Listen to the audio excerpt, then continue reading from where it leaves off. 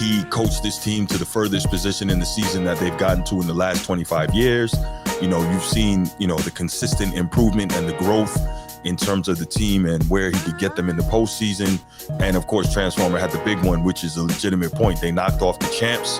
They came off the mat being down 20 points in that Celtics series in both games 1 and 2 to come back and win both of those games, shocked the Celtics in Boston, and laid the groundwork for upsetting the defending champions, who most people thought were coming out of the East before the playoffs started, right? Myself included, obviously. But Coach Tibbs did a tremendous job, but Knicks are going Nick, I guess. And they fired Tom Thibodeau yesterday. Totally shocked by that. I was like, wait, what? Like, this is insane. I don't even know, I don't even know what they're thinking unless they've got somebody in mind that they want, that they think that can get them a little further.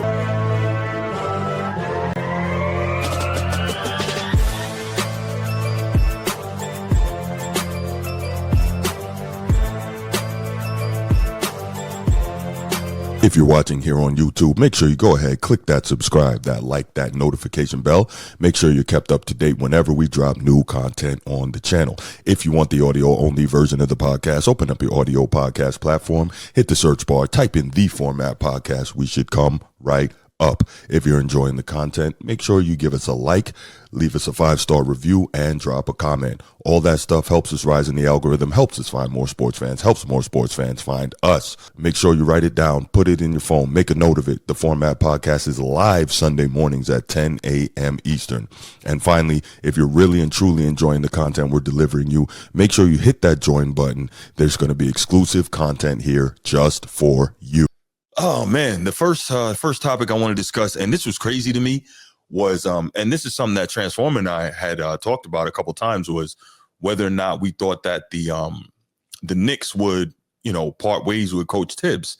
And I think we were both, Coach Tibbs being Tom Thibodeau, and I think we were both on the same page. Like, okay, he coached this team to the furthest position in the season that they've gotten to in the last 25 years.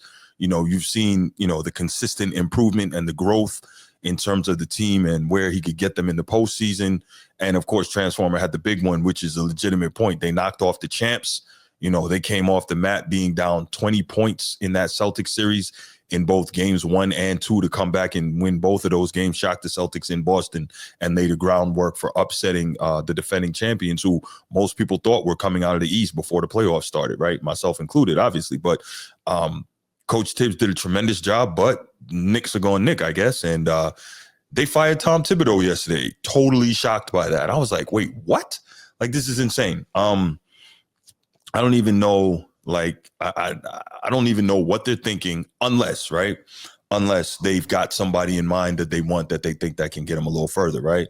And I think one of those would be Mike Malone, right? Former coach of the Denver Nuggets, who just won a championship 2 years ago with Nikola Jokic and the rest of those guys. So he's got championship pedigree. He's out there. They may be looking at him. And I didn't even realize Mike Malone is from Queens, New York, right? So it would be something of a homecoming for him to coach the Knicks, obviously the team that he must have grown up watching and rooting for. So that would be interesting. I think his dad was an assistant with the Knicks before on the Jeff Van Gundy staff, if I'm not mistaken. So he's been around his team in a coaching capacity for quite some time. So that's an option. Then I think I heard Stephen A. Smith say it, and I hadn't even considered it before. I thought it was a very interesting point. Jay Wright, two-time national championship coach at Villanova, he's still out there, right? And why is Jay Wright an interesting guy, right? Because one, again, two-time national championship coach. He's a coach that clearly knows what he's doing with the X's and O's, with defense, with motivating the team. He knows what he's doing there. But also what? He coached Jalen Brunson in college. He coached Josh Hart in college. He coached Miles Bridges in college, right? Those guys were on the championship team that he coaches. So theoretically, he could get the most out of those guys on this NFL level, right? And those guys, they would know his system, et cetera. Nobody's saying that he's going to be the next coach of the Knicks, but it is something to think about that I hadn't thought about before. I totally forgot, because a lot of times when I think about when I see coaches get fired and I think about the next coach, a lot of times I don't think about going down and looking into the college ranks. I normally think about, okay, who's available on the professional ranks. But Jay Wright might be very intriguing if he's, willing to come out of quote unquote retirement. He seems very happy. I'm sure he's well paid, well compensated from his time at Villanova. But that was an interesting thought. Go Cast Hoops was good. Thank you, Steve. Thank you, Mikhail Bridges. Thank you. I appreciate that correction, brother. Thank you, man. Yes, I do always confuse them. You're absolutely right. But yeah, so Tom Thibodeau is gone. And the question is was that a fair dismissal in any case whatsoever? And I think the answer to that is no, right? Tom Thibodeau has been the coach of the Knicks for almost 5 years, right? He got hired on July 30th, 2020. And during his 5-year tenure, he did some interesting things in terms of, how good he was. So he had an overall record of 228 and 174, 57% winning percentage, which is good. He's the fourth winningest coach in franchise history. He did that over 5 years. Not bad, right? Okay. He led the Knicks to the playoffs in 4 out of 5 seasons. Also not bad, right? They had a 7-year playoff drought when he got there in his first season and got him to the playoffs. Cool. Now, here's the thing. This is where it gets funny, right? So, as I mentioned, he got the Knicks to the first Eastern Conference Finals appearance in 25 years, a quarter century, right? So they beat the Pistons 4-2 in the first round. Then, as I mentioned, they beat the defending champion Celtics 4-2, and then they lost to the Pacers 4-2, right? But the Knicks have not been that far in a very long time. And you saw what I thought was interesting was the fact that over time, you saw him getting better and better in terms of taking the team further and further, right? Because in 2021, they went to the playoffs and they lost in the first round, right? Then in 2022, they went to the playoffs and they lost in the second round, right? Okay. Then 2023, they lose in the second round again. 2024, 25, obviously they get to the Eastern Conference Finals. So what you're seeing is a progression, right? But the problem with modern sports in terms of, I guess, coaches and players, there's very little patience, right? And I think part of that is the amount of money that's involved in modern sports. Like when you're paying these guys this amount of money, a lot of times these owners and ownership groups, they get very impatient. They're like, look, we need to see more or you got to go. But my thing is, it's not like you didn't see consistent improvement. And to me, the issue is not Tibbs. While Tibbs is far from perfect, right? He could have played his bench more, as Woodage just said, and I totally agree with you. It's not as much about Tibbs as it was about the roster. Because even though you got good production from him this year, I think Karl Anthony Towns wasn't necessarily the best move. And we'll talk about possible Knicks roster moves in the next topic. But I really didn't like the fact, I'm not going to lie to you, I did not like the fact at all that the Knicks let this guy go based on what he was able to do for them in his tenure. Like, I just don't think that's cool. Oh, he also won NBA Coach of the Year in 2021, his first year with the Knicks. And I'm like, so he did a lot, right? Back-to-back 50-win seasons for the first time since 1995, 200-plus career wins as head coach of the Knicks, right? He's only the 5th coach to do that.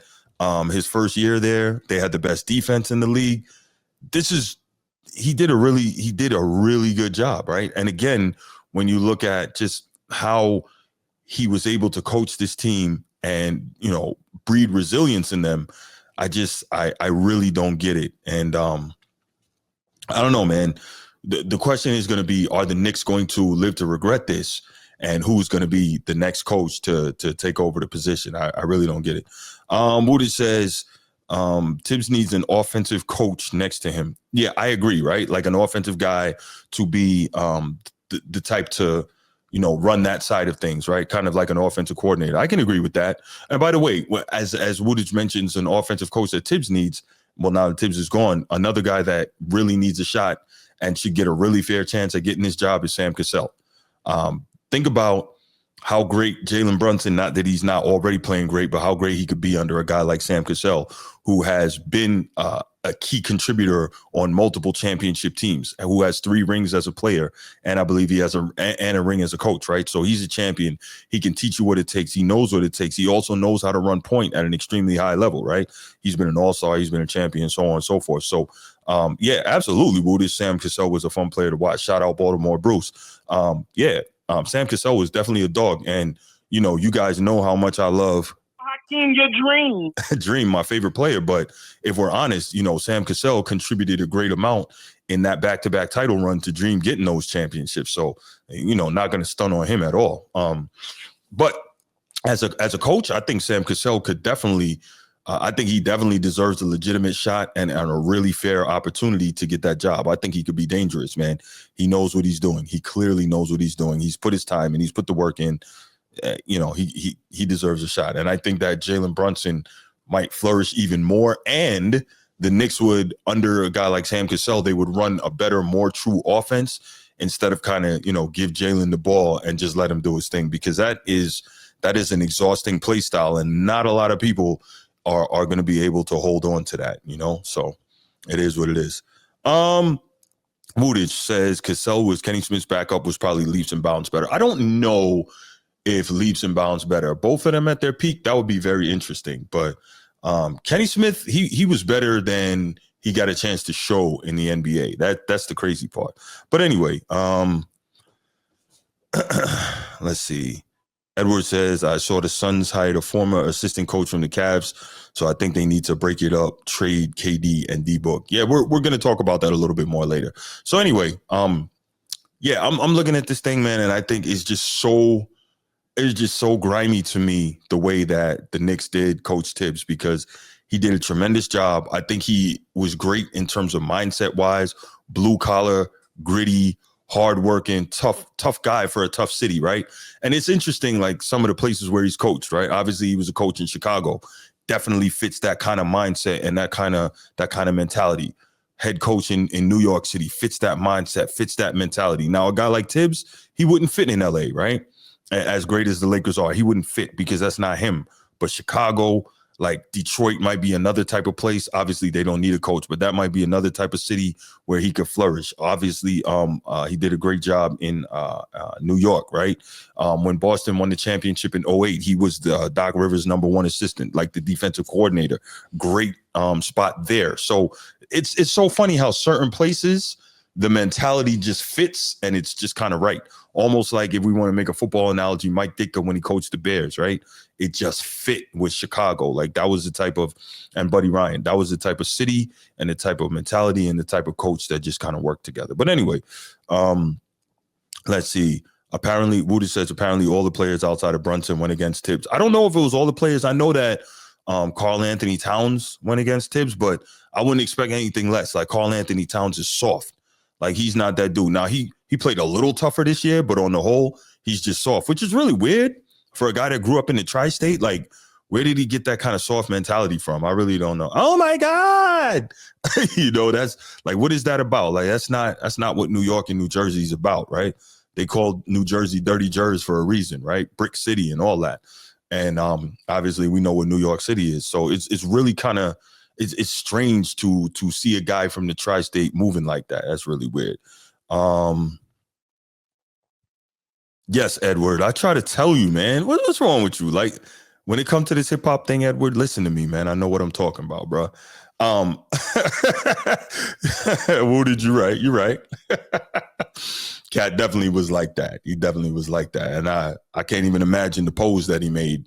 But anyway, yeah, so let's go ahead and, excuse me, let's hear what Stephen A. Smith had to say on the Stephen A. Smith Show podcast on YouTube regarding Tibbs' dismissal by the Knicks. The issue is Tom Thibodeau. Why the hell is he out of a job? Again, he's not flawless. Again, there have been times where I've been critical of Tom Thibodeau, no doubt. But for him to guide the Knicks as deep as they did, for him to upend Boston. And I don't want to hear about no injury to Jason Tatum, because Jason Tatum went down with about a couple of minutes left in game 3, and the Knicks were about to go up 3-1. And he was healthy when the Knicks beat Boston games 1 and 2 in Boston of that Eastern Conference semifinal series. So I'm looking at all of that, and I'm saying, yo, we got to call it like it is. We got to call it like he see it.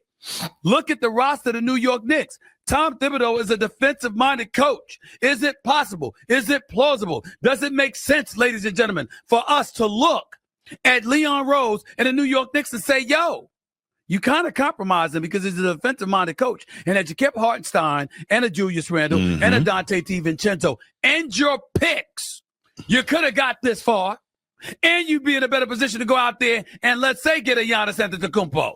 But the likelihood of that happening is slim now. And it's just something about it that don't feel right, that don't seem right. Shams Charania of ESPN reported that the Knicks thought it was just time to move in a different direction. I spoke to sources within the New York Knicks. They're like, it's time, Stephen A. It's time. Time for what? Time for what? I mean, I'm truly, truly, truly at a loss. See, that's all good. Stephen A. says he spoke to sources inside the Knicks, and he has those connections, right? So why would they say that it's time? It's time. Like, what was Tibbs doing or not doing that they were so adamant that it was time when they have seen consistent improvement? Let's look at this from an ownership perspective, right? So the Knicks go to the Eastern Conference Finals. They make it to Game 6, right? So what? 2 games, one game away from making it to the NBA Finals. Cool. It's good because if they win Game 6, then they got Game 7 at home. All right. So here's the deal. It was projected. I think Transformer and I talked about this. It was projected that courtside seats for a Game 7 in Madison Square Garden were going to run $500,000 for 2 tickets. $500,000 for 2 tickets. So let's think about the extended playoff run that the Knicks had and all those home games in Madison Square Garden, how much money that made James Dolan. Because realistically, this is how owners think, right? They think about money, and they just made a ton of it. Obviously the seats, obviously concessions, merch, all that stuff. They made a ton of money. So you're looking at it and you're saying, okay, from an owner's perspective, they made you a ton of money.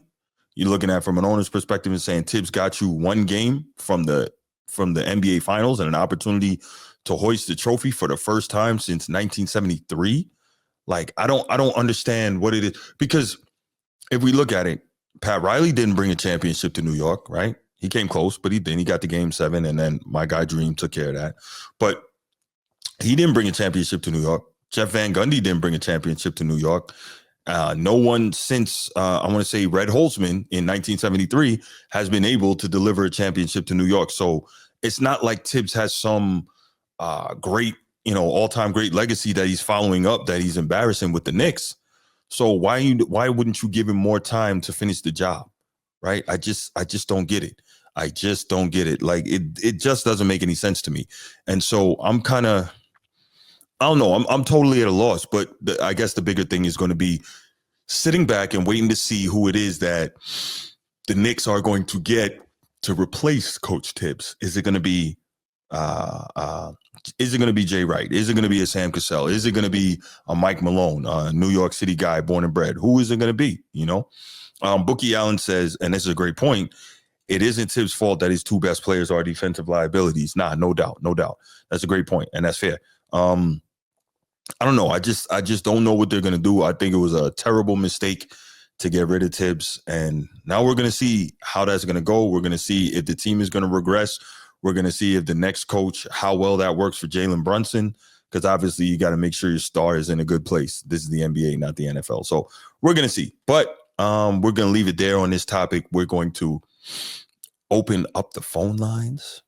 You know the number, 904-219-8264, 904-219-8264. Let's open up the phone lines. I'm going to take a couple calls on this. Definitely want your thoughts on who you think, when you call in, be prepared to tell me, who do you think the next head coach of the New York Knicks should be? Do you feel like it? Yeah. Who do you think it should be? Maybe one of the guys I mentioned, maybe somebody different, right? And do you think that Thibodeau deserved to get fired? All right, who's this? Caller from Georgia. Who's this? Hey, good evening, Bruce. This is VC from Georgia, man. Just calling in on this Knicks Tibbs firing. How you doing? Thank you for calling. Man, I'm doing good. How about yourself, man? I'm maintaining, man. Man, that's good. That's good. See, my first thing with this Tibbs firing is I'm also dumbfounded by the firing. Yeah. Now, Tibbs has shown in the past that, man, he's going to run his starters into the ground. That's true. But one thing I will say is last year when they lost Game 7 at the Garden to the Pacers, you saw that Deuce McBride had got some minutes like And I was sitting there like, wow, I wouldn't have known anything about Deuce McBride if this was a close game. And then you see this year that, Deuce McBride actually started showing some promise in the rotation. There's also another gentleman who got some minutes. I forget his name. I believe it begins with an S, light-skinned guy. You saw him get some minutes. I think he scored like 3 threes at the end of game 6 or game one of those games. But, I mean, I just don't understand with the Knicks. I mean, like you said, these guys haven't won a championship since Red Holzman. Pat Riley only took them to the finals once. Right. I would like, and then I also heard Stephen A. Smith saying this is an underachieving season. When you beat the defending champ and I mean, nobody had New York winning. We pretty much thought it was Boston coming. Boston was going to be in these finals. Correct. So I would think that you build off of that going into the next season. Correct. I've heard talks about the Giannis trade, like maybe trading Giannis for Cat. Like Cat might get moved again. I don't know, but I don't think firing the coach. I don't think that was a smart decision. I think you was just. I think Tibbs he got to utilize those rosters, man. Agreed. And I do get it. I mean, if you're going to keep running your players in the ground, I mean, you've done this at 2 other destinations, so I can see why you step away. But I just don't know what's the front office expectations out of this team. No, I agree wholeheartedly, man. You make a lot of great points, and we're going to talk about possible Knicks roster personnel moves in the next topic. But yeah, I think I just. All it says to me is that the Knicks are just a poorly run organization. That's all there is to it. Because they have their best coach in a while, and they just decided they were going to blow that up for no reason. It doesn't make any sense. None at all. At least not to me. The one thing I've noticed is I think a lot of these teams, they start panicking once the guys in ESPN, I don't know if this is intentional, but it's like these ESPN guys, man. Like, for example, with your team, the Celtics, they start saying, I don't know, man. One guy has to be the superstar. Now you start thinking about trading either Tatum or Brown. So, yeah, I was actually surprised by that move by the Knicks, man. Very surprised. But as far as a future coach, I'm thinking Mike Malone would be the best option. I mean, he has a ring, That's so right. It looks like it's win now in New York. But I'd also like, when you brought up Sam Cassell, man, that's also a good choice. I mean, he's won a ring as an assistant coach. He's been around talent. I mean, he was in Washington with a young John Wall. He was with the Clippers with a young Shea. So I think this will also be a good opportunity to give Sam Cassell his first shot. I think he'd be a great players coach. Yes. And I think he would have the championship pedigree to instill into Brunson, playing on that other side of the ball. Because, I mean, the Knicks are an intense team. So, hey, maybe this is that piece away. Yeah, no, agreed. And I think to your point, it would be great for him to be able to kind of teach Brunson how, as good as he is, to run more offense and be less, ball dominant and less ball centric, right? I think that I think he would be a great mentor for Brunson if he took over that team. I don't know, man. I don't know. I think it would be a great fit. And also, right, it's not New York, but Sam Cassell, he's a Baltimore guy.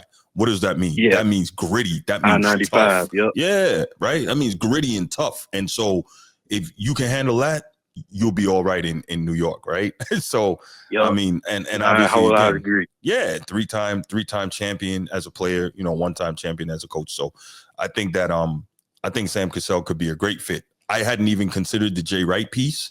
That also could work very well in terms of him coaching his Villanova guys. Getting the most out of them. I think there's definitely some intriguing stuff. As we mentioned, Mike Malone, I knew he was a champion and all that. I didn't even realize. I don't know why it didn't hit me that he's a New York City guy too. So, I mean. Oh, yeah, I didn't know that either. Yeah, he's from Queens. Okay. So Wow. Right. So I was like, oh, okay, there's that too. So there's a lot of interesting opportunities in place and a lot of interesting possibilities as head coach. But to your point, man, they shouldn't have fired Tibbs. I think that was a terrible firing, man. You got anything else? No, that's it for me, man. I'm going to keep tapping into the show. Yeah, I appreciate it, man. Thank you so much for calling, man. Make sure you hit that like and subscribe. Yes, sir. All right, brother. Have a good one. All right. Good call from VC. I think that was his first time calling. That was good. That was good. All right, who's next up? We'll take a couple more calls on this. Definitely would love to hear what you guys are thinking about the Knicks and who their next head coach should be. I'll wait another minute or two and then we'll move on. But yeah, this is man, Knicks is just a poorly run organization, plain and simple. Only poorly run organizations make moves like this. Sometimes you luck into having the type of player that can get you over the top. Like you see Denver, that's a poorly run organization because they had an opportunity to, who knows, win another one. You have a head coach that won just 2 years ago and you fire this dude over some BS. And this dude being Mike Malone. Like, I don't understand how some of these people move, but it is what it is.